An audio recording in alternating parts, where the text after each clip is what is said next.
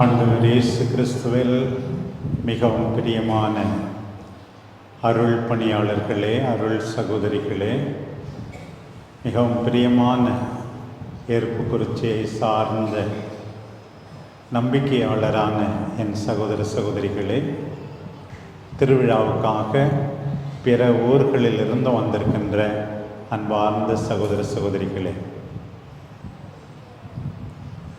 நற்செய்தி என்றால் என்ன பொருள்?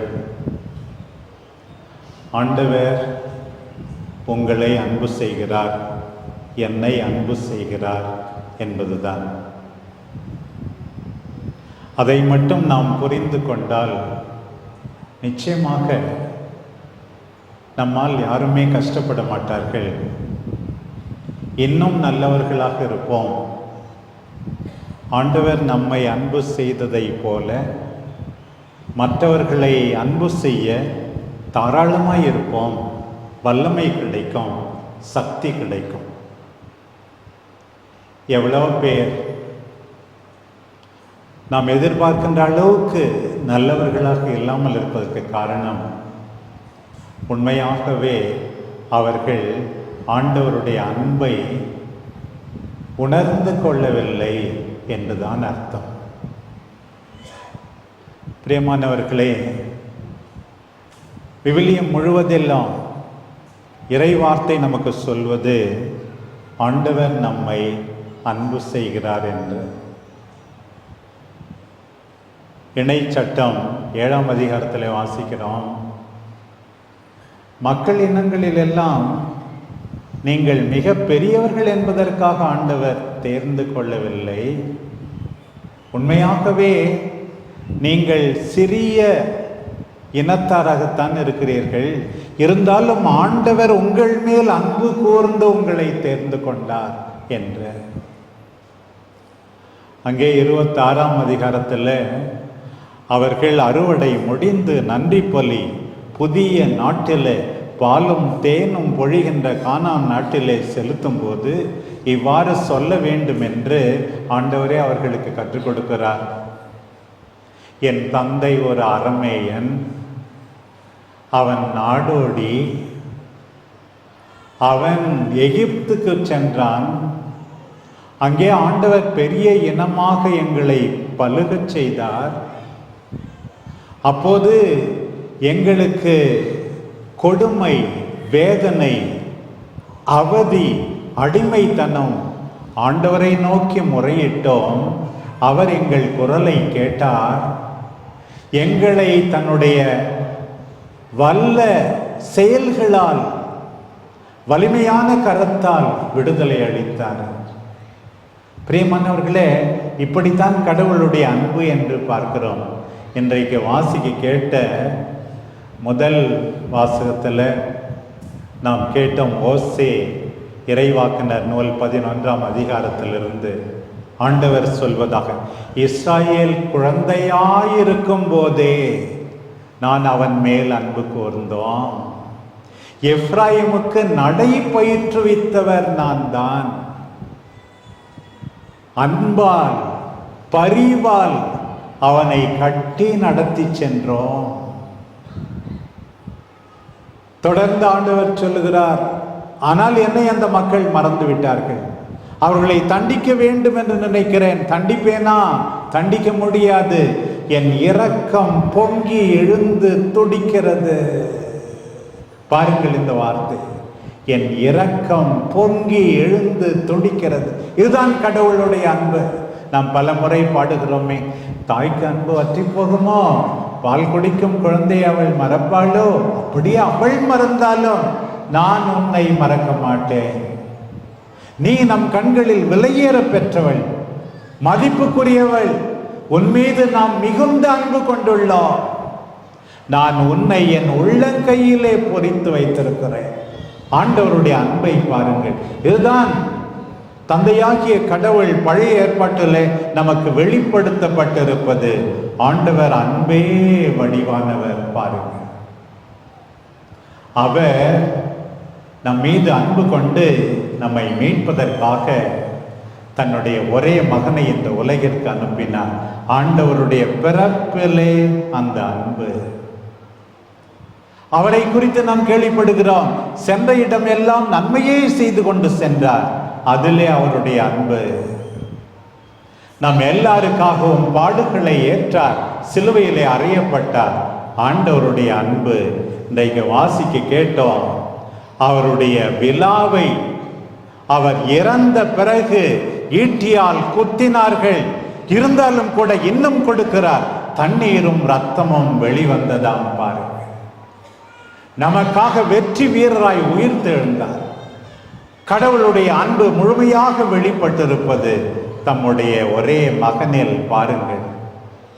தூய ஆவியை நமக்கு தந்தார், வல்லமை கொடுக்க, அமைதியாயிருக்க, மகிழ்ச்சியாயிருக்க, ஒற்றுமையாயிருக்க.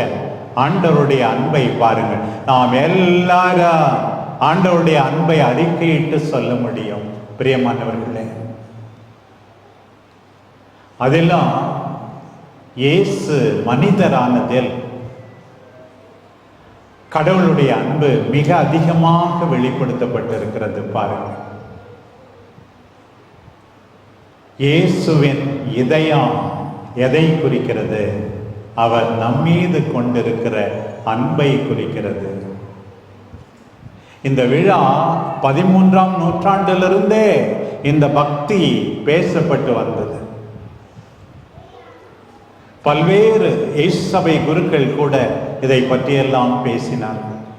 ஜான் யூதஸ் என்பவர் முதலாக விழா கொண்டாடினார். ஆனால் 1673ஆம் ஆண்டு பிரான்ஸ் நாட்டில் மார்கரெட் அலகோக் என்ற ஒரு விசிட்டேஷன் சபையை சார்ந்த சகோதரிக்கு திரு இருதய ஆண்டவர் காட்சி கொடுத்தார்.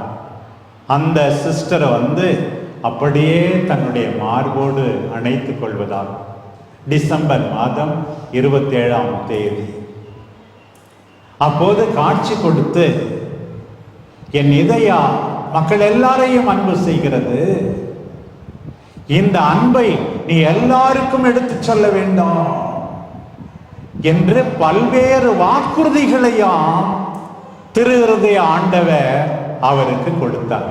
உண்மையாகவே எறும்புக்குறிச்சி மக்கள் பேறு பெற்றவர்கள். ஏதேதோ புனிதர்கள் பேர்ல கோயில் இல்லாம திரு இருதய ஆண்டவர் தான் எங்களுடைய சரண், எங்கள் பாதுகாப்பு, எங்களுக்கு எல்லாம். அவருடைய அன்பை நாங்கள் உணர்கிறோம், உணர்ந்து அன்பு செய்வோம் என்று வாழ்வது.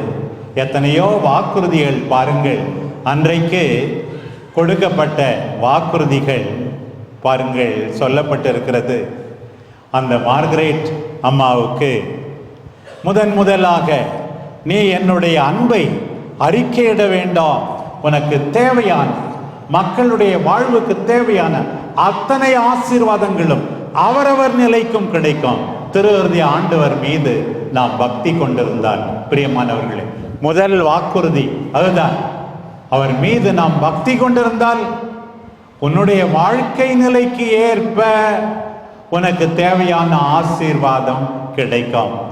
இரண்டாவது வாக்குறுதியை பாருங்கள், உங்கள் குடும்பத்திலே சமாதானம் இருக்கும். திரு இருதய ஆண்டவர் மீது நீ பக்தி கொண்டிருந்தால் உன்னுடைய குடும்பத்திலே சமாதானம் இருக்கும். மூன்றாவது வாக்குறுதியை பாருங்கள், உன்னுடைய துன்ப நேரத்தில் உனக்கு ஆறுதல் கிடைக்கும். மூன்றாவது வாக்குறுதி, துன்ப நேரத்தில் ஆறுதல் கிடைக்கும். ஆறுதல் கிடைக்க வேண்டும் என்றால் திரு இருதய ஆண்டவர் மீது பக்தி கொண்டிருக்க வேண்டும். நான்காவது பாருங்கள், நீ எந்த வேலை செய்தாலும் அது வெற்றியாக முடியும். திரு இருதய ஆண்டவர் மீது நீ பக்தி கொண்டிருந்தால் எந்த வேலை செய்தாலும் அது வெற்றியாக முடியும். ஐந்தாவது பாருங்கள், பாவிகளுக்கு இரக்கம் கிடைக்கும், மன்னிப்பு கிடைக்கும். ஐந்தாவது வாக்குறுதி. ஆறாவது வாக்குறுதி பாருங்கள், ஏனோ தானோ என்று வாழ்பவர்கள் துடிப்போடு பக்தியோடு வாழ்வார்கள். ஏற்கனவே பக்தியோடு வாழ்பவர்கள் இன்னும் முழு நிறைவை அடைவார்கள். அதற்கு அடுத்த வாக்குறுதி பாருங்கள், அதற்கடுத்து பாருங்கள், எல்லாரும் உண்மையாகவே தங்கள் வீட்டில் திரு இருதய ஆண்டவருடைய படத்தை ஸ்தாபித்தால் நிச்சயமாக ஆசீர்வதிக்கப்படுவார்கள். அதுவும் திரு இருதய ஆண்டவர் கோயில் இருக்கிற எந்த ஊர்ல யார் வீட்லயாவது திரு இருதய ஆண்டவர் படம் இல்லைன்னா அப்படி இருக்கக்கூடாது. மார்கரெட் அலகோக் சிஸ்டருக்கு சொன்னார், அன்றைக்கு ஆண்டவர் திரு இருதய ஆண்டவரை நீ ஸ்தாபி, நீ உண்மையாகவே ஆசீர்வதிக்கப்படுவாய். அதை தொடர்ந்து பாருங்கள், குருக்கள் உண்மையாகவே சிறப்பான விதத்தில் தங்கள் வாழ்க்கையில் பணிபுரியும் போது வெற்றியை அடைவார்கள். 11வது வாக்குறுதியை பாருங்கள், உண்மையாகவே யாரெல்லாம் என் இதயத்தின் மீது பற்று கொண்டிருக்கிறார்களோ அவர்களை என் இதயத்திலே நான் குறித்து வைத்திருப்பேன். கடைசி வாக்குறுதி இவ்வாறு பாருங்கள், 9 முதல் வெள்ளிக்கிழமை எல்லாரும் என்ன செய்ய வேண்டுமா? திருப்பலியிலே பங்கு கொண்டு நற்கருணை ஆண்டவரை நாம் உட்கொள்ள வேண்டுமா? 12 வாக்குறுதி இவ்வாறு அன்றைக்கு கொடுத்தார்கள். அன்றையிலிருந்து பக்தி பரவிக்கொண்டே வருகிறது. எத்தனையோ திருத்தந்தையர்கள் 13ஆம் சிங்கராயர் இந்த பக்தியை பரப்பி எல்லாரும் உலகமெங்கும் இந்த விழாவை கொண்டாட வேண்டும் என்றார். 11ஆம் பத்திநாதர் எல்லாரும் திரு இருதய ஆண்டவருக்கு தங்கள் குடும்பங்களை ஒப்பு கொடுக்க வேண்டும் என்றார். தொடர்ந்து 12ஆம் பத்திநாதர் சொன்னார், எல்லாரும் பரிகாரம் செய்ய வேண்டும் அவருக்கு எதிராக செய்யப்படுகின்ற நிந்தைகளுக்கு என்று சொன்னார். 2 நாட்களுக்கு முன்னாடி நம்முடைய திருத்தந்தை பிரான்சிஸ் சொல்லியிருக்காரு, இந்த செப்டம்பர் மாதம் இன்னும் 2-3 மாசத்துல நான் வந்து திரு இருதய ஆண்டவரை பற்றி ஒரு பெரிய கடிதம் திருச்சபை முழுவதுக்கும் எழுத போகிறேன். அது தயாராகி கொண்டிருக்கிறது. எதற்காக தெரியுமா?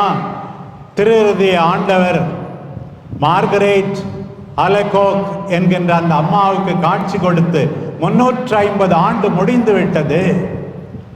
இன்றைக்கு மனிதர்கள் இதயம் இல்லாமல் நடக்கிறார்கள். இதயத்தோடு நடக்க வேண்டுமா? அப்படியானால் நிச்சயமாக திரு இருதய ஆண்டவர் மீது பக்தி இருக்க வேண்டும் என்று சொன்னார். நானும் ஆவலோடு காத்திருக்கிறேன். செப்டம்பர் மாதத்தில் திருத்தந்தை என்னவெல்லாம் அவர் எழுத போகிறார் என்பதற்காக. பிரியமானவர்களே, இந்த ஆண்டவருடைய அன்பு எத்தகையது பாருங்கள். ஆண்டவர் எத்தனையோ கதைகளை சொன்னார். முக்கியமாக 2 ஓமையை நினைத்து பாருங்கள். லூக்கா நற்செய்தி 15ஆம் அதிகாரம் ஊதாரி பிள்ளை ஓமை. ஆண்டவர் ஏன் அந்த கதையை சொன்னார்னா, நீ ரொம்ப தாராளமாக இருக்க, அன்பாக இருக்கிற, பாவிகள்லாம் ஏற்றுக்கிறேன், என்ன குற்றம் சொல்கிறீங்களா? நான் என் தந்தையின் இதயத்தை உங்களுக்கு அடையாளம் காட்டுகிறேன் பார் அப்படின்னு சொன்னார்.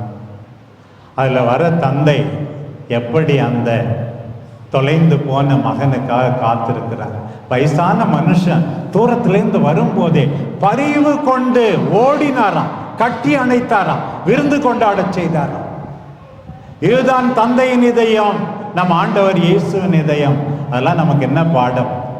நாமும் கூட அப்படி மன்னிக்க வேண்டும், தாராளமாய் இருக்க வேண்டும், பிரிந்தவர்களுக்காக அழ வேண்டும். இதுதான் பாடம். ஆண்டவர் இன்னொரு கதையும் சொன்னார், நல்ல சமாரியன் ஓமை. எல்லாரும் பார்த்துட்டு போறாங்க. முதல்ல போனவங்க 2 பேர் கண்டும் காணாம. ஆனா இந்த நல்ல சமாரியன் கண்டான், பரிவு கொண்டான். ஆண்டவருடைய இதயம் அப்படித்தானா? என் இதயம் அப்படி, உங்கள் இதயம் அப்படியா? லூக்கா நற்செய்தி 7ஆம் அதிகாரத்தில் விதவை தன் ஒரே மகனை இழந்து கண்ணீர் வடித்துக் கொண்டிருக்கிறார். ஆண்டவர் பரிவு கொள்கின்றார். அம்மா அழாதே என்று சொல்லுகிறார். ஆண்டவருடைய இதயம் பார். மத்தேயு நற்செய்தி 15, மார்க்கு நற்செய்தி 8ஆம் அதிகாரம். அப்பங்கள் பலுகியது. சீடர்கள்லாம் என்ன சொல்றான்? இவங்கெல்லாம் அனுப்பிடுங்க. சாமி என்ன சொல்றார்? இந்த மக்கள் மீது நான் பரிவு கொள்கிறேன். 3 நாளாக இருக்காங்க, பட்டினியாக அனுப்ப எனக்கு மனசு இல்லைப்பா, அனுப்பிட்டா வழியில் மயக்கம் போட்டு விழுவாங்க. ஆண்டவருடைய மனத்தை பாருங்கள் பிரியமானவர்களே. ஆண்டவருடைய மனம் இப்படித்தான். யோவான் நற்செய்தி 11ஆம் அதிகாரம், அங்கே பாருங்கள், லாசரை விரைந்து மார்த்தாவும் மரியாவும் அழுது கொண்டே இருக்கிறார்கள். 11ஆம் அதிகாரம் 35வது வசனம், பைபிள்லேயே மிக சின்ன வசனம். யோவான் நற்செய்தி 11ஆம் அதிகாரம் 35வது வசனம். இயேசு அழுதார், கண்ணீர் விட்டு அழுதார். 2 வார்த்தை தான்.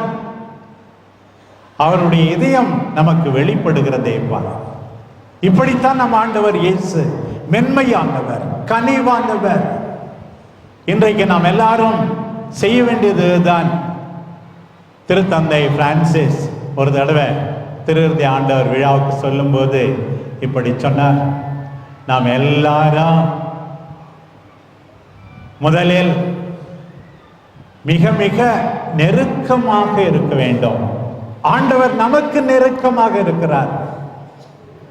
கிட்ட கிட்ட இருந்தாலும் தொட்டுக்கொள்ளாத தண்டவாள மாதிரி சில பேர் அந்நியமாவே இருப்பார்.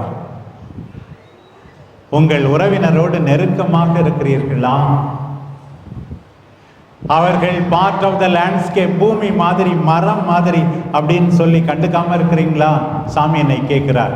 முதலில் நெருக்கம், க்ளோஸ்னஸ். 2வது மெர்சி, இரக்கம். திருவிருந்தி ஆண்டவர் விழாவில் நாம் எல்லாரும் இரக்கம் உள்ளவர்களாக இருக்க வேண்டும். உன் உற்றார் உறவினர் நண்பர்கள் கண்ணீர் வடித்துக் கொண்டிருக்கிறார்கள், நீ சும்மா இருக்கிறாயா? திருவிருந்தி ஆண்டவர் கோயிலிலே உட்கார்ந்து இருப்பதில்லை, அர்த்தம் இல்லை. முதலில் நெருக்கம், 2வது இரக்கம், 3வது மென்மை, சாஃப்ட், ஜென்டில், டெண்டர்னஸ் ஆங்கிலத்திலே சொல்லுகிறார். மென்மை. இன்னைக்கு பார்த்தோம் இந்த முதல் வாசகத்தில், அந்த குழந்தை போல நான் தூக்கி கொண்டேன், சாய்ந்து உணவு ஊட்டினேன். பாருங்கள், இந்த மென்மை, கனிவு பக்திக்கு ஆப்போசிட். நான் அடிக்கடி சொல்லுவேன், பக்திக்கு ஆப்போசிட் கடவுள் மேல நம்பிக்கை இல்லாம இருக்கிறது இல்லை. பக்திக்கு எதிர் வார்த்தை என்ன தெரியுமா? கடின மனசு. கடின மனசு இருந்ததுன்னா நீ கோயிலே உட்கார்ந்து இருந்தாலும் உனக்கு பக்தியே இல்லைன்னு தான் இருக்கும்.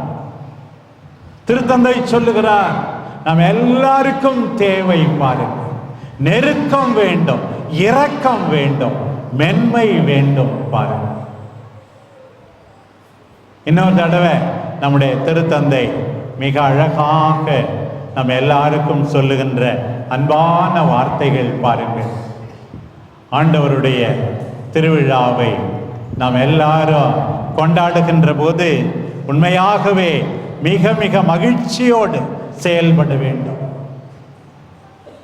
முதல் இது நாம் நினைவு கூற வேண்டும், நினைவு கூறுகின்ற மக்களாக இருக்க வேண்டும். இணை சட்டம் 8ஆம் அதிகாரம் எனக்கு ரொம்ப பிடிக்கும். இல்லைன்னா do not forget, do not forget, remember, remember, மீண்டும் மீண்டும் சொல்லி ஆண்டவர் இவ்வளவு செய்திருக்கிறார். சில பிள்ளைங்க இப்போ ரொம்ப படிச்சிருச்சான், எம்சிஏ படிச்சிருச்சான், இன்ஜினியரிங் படிச்சிருச்சான், டாக்டர் கூட படிச்சிருச்சான். அவங்க அப்பா அம்மா செஞ்ச தியாகத்தெல்லாம் நினைக்கிறதே இல்லை. எப்படி நினைக்காம இருக்கு? திருவிருந்தி ஆண்டவரை நாம் நினைக்க வேண்டும்,